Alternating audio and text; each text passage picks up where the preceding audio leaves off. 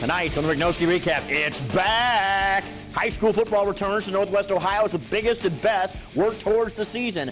A group of ladies are getting their kicks on the soccer fields at Owens. Devin Vargas is looking for that knockout professional punch as he preps for Poland. And the Rockets are set to take off for the Holy Land. Get out your passports as we take you for a trip around the sports world in just 30 minutes. Because here, you'll never get thrown out. It's the Rychnovsky Recap, and it starts right now.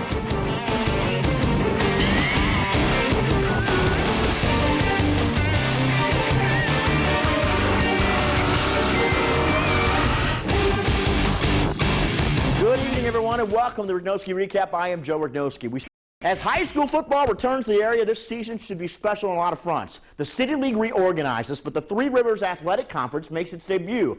Last year's City League champ, the Whitmer Panthers, are also picked to win the track. Head coach Joe Palka enters his 6th year at the helm and has done a phenomenal job. His team made it to the Final Four in state last year. Tonight, Coach Palka is in the house as we go one-on-one. Coach, first of all, thanks for coming in, and I really appreciate it. Let's talk. 2 days have already started. Where did the summer go? Well, it's amazing anymore. You know, football is a year-round sport. You know, all of us are dealing with that. You get your 10 coaching days in the summer, and that doesn't even include one-day camps that kids go to and all the lifting.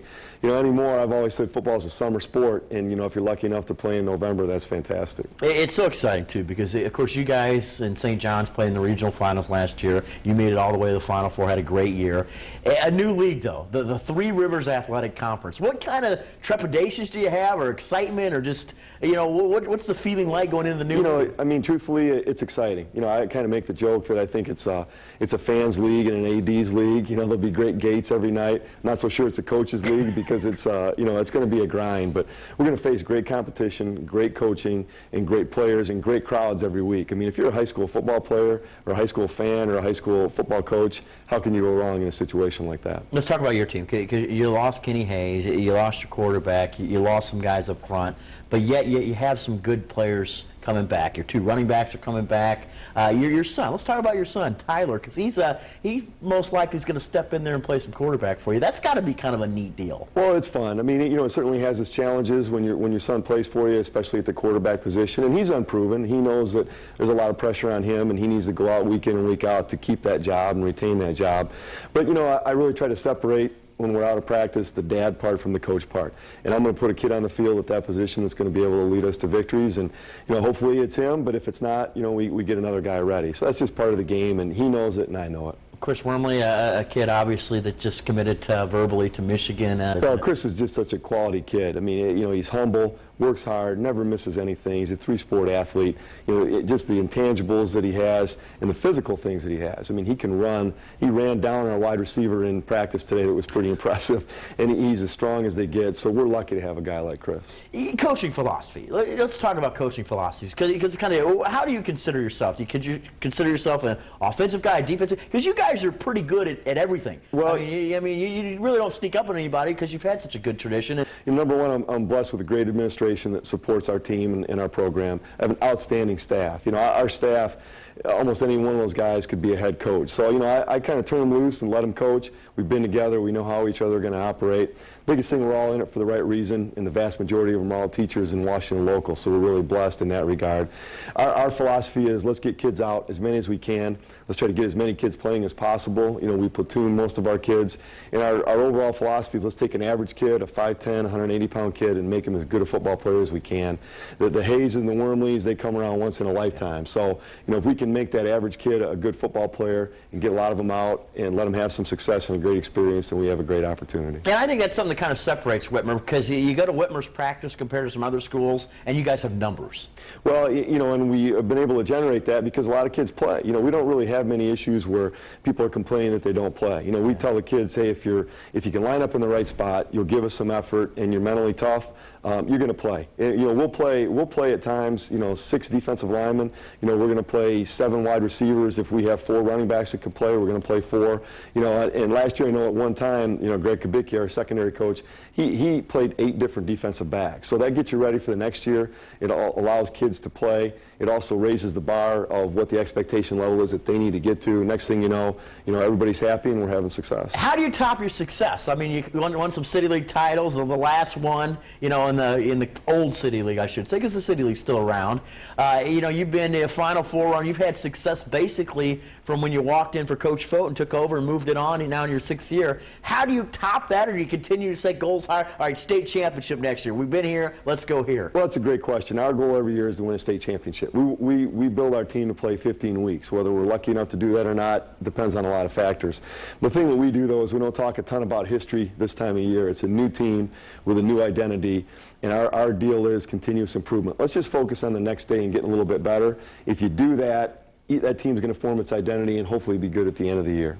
You know what high school football's about here. You played at Central Catholic. You grew up in the area. What does it mean for you to be able to come back to this area? Because I know you coached at Eastern Michigan for a while and kind of coming back to Northwest Ohio. And it's been a while. You've been back here for a while. But what's it mean to coach in this area and be involved in a new league and all the exciting things that are going on here in 2011? Well, I think number one, the talent level in Northwest Ohio right now is unbelievable, maybe as good as it's been. The second thing is I'm in a conference, and even in the City League, I coach with great coaches. All who run great programs, and the competition is second to none, in my opinion, and the camaraderie is also second to none. We get after each other, on the field, but there's a great respect that all the programs in the track and even in the City League had for each other. So it's special. I didn't have to go to Grand Rapids, Michigan to do that. I didn't have to go to Columbus, Ohio. We have it right here in my hometown, and I'm able to stay around family and be able to do what I love to do and be around great people. Talk about the league, because it's going to be tough. You add Fremont, you add Findlay, you add Lima Senior, and then there's now Central Catholic and you guys and St. Francis and St. John. I mean, there's no week off, and I'm not saying there was a week off before, but this is going to be top line football. Well, I really think the team that can stay healthy and the team that can fight through the highs and lows of what that schedule is going to mean is going to be the team that has a chance to win the championship at the end. I believe in this conference every year you're probably going to see a co or a tri-champion. I really believe that's how balanced it is. Anybody in that conference can beat anybody else on any given day. I think that's what makes the track or the Three Rivers unique, especially to Northwest Ohio. So it's exciting, but it certainly is going to be challenging. Looking forward to the new conference and the new league. I appreciate you coming in here tonight, Joe. I know you're busy. Well, thanks for coming in and best of luck. Well, thanks for having me, Joe. Appreciate it. It's halftime of the recap, but don't stray far. Soccer can be a rough sport. Yes, soccer! We head to Owens next. Last year, Owens Community College sported a women's soccer team, but they played in the club level. But like the old sitcom, The Jeffersons, remember that? Moving on up. And this year, they'll play varsity. Tryouts are over, and I'm still sitting by the phone waiting for my call. I think I made the team. I think. It's this week's Fox Challenge. It's given away. O'Reilly! Oh! That is sensational! It's not the Women's World Cup team. Oh my gosh, it was so intense, so exciting. People are saying it was like the most exciting World Cup out of men's and women's in history. And she does! And the USA are into the last 4! But it's almost as good. Soccer practice at Owens is in session. I started playing when I was like 4 years old, rec team at Rossford, and I played a lot of other rec teams too, but soccer was the sport that stuck with me. It's always been my favorite. And Marissa Szabo? My parents put in, I played since I was a little kid, and I just like being competitive. Just get some two-touch only going to start. Mary Whistler's the head coach. You can be aggressive, you can hit people, it's a sport of skill. You can hit people? You can hit people. Malaysia Wright is the master at that. What should you do it to her? She just boxes them right out. What does she do? She's like in basketball, she just boxes them out. Yeah, I box them out, try to push them out the way so I can try to get the goal. Still, it can be quite dangerous. You could get hurt out here, though. Yes, I have got hurt. What happened to you? I got hit in the face and my retina got detached, so. You're kidding, when? Last season. We can't wait to get you out there. I'm a little nervous about this. These girls are going to put a hurting on me. I'm going to get hurt. Probably a little bit. I brought my rough ones out. But if I could only score a goal. Yes! Brilliant save! Game over. Will High step aside, pay some bills. Up next, a look back at a Rocket team heading for the Holy Land. Stay with us.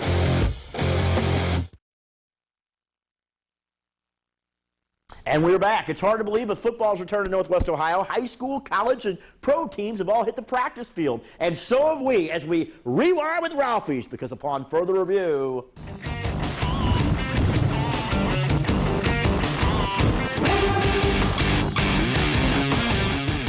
The week started with the return of high school football as area teams on Monday began practice. It's the dreaded two-a-days. After making it to the regional finals last year, St. John's is ready to go and is expected to challenge for the track title. It's been a while, man. Doing camps and stuff this summer, so just every day, just getting ready to go back out there. So I'm glad to be out here with my team.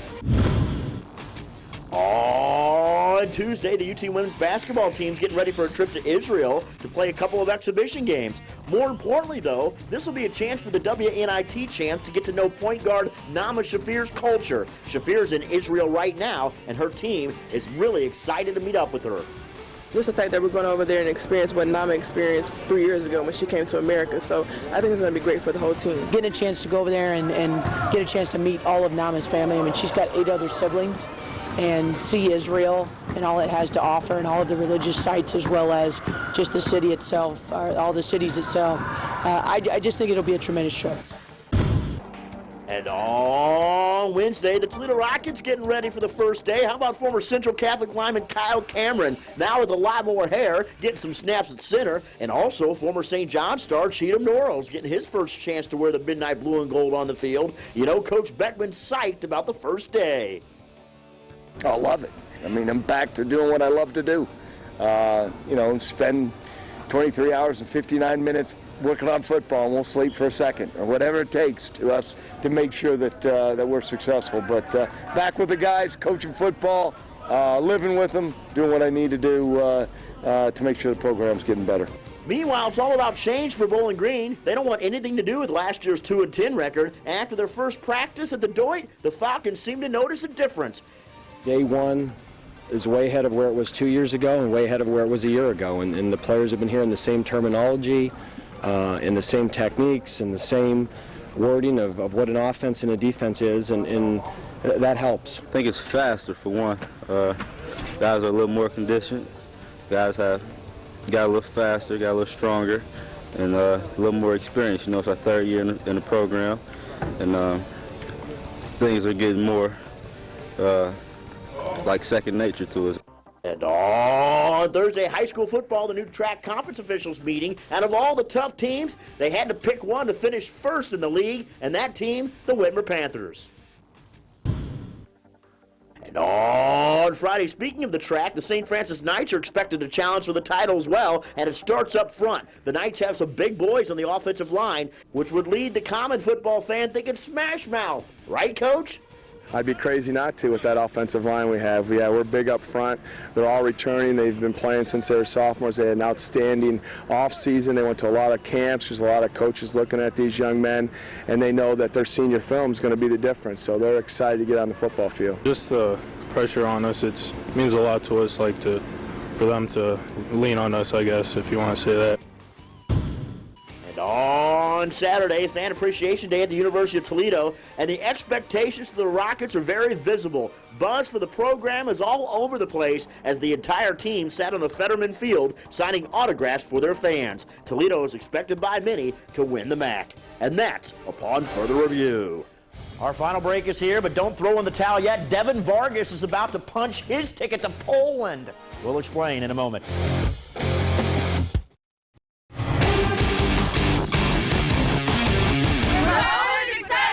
Team, and you're watching the recap.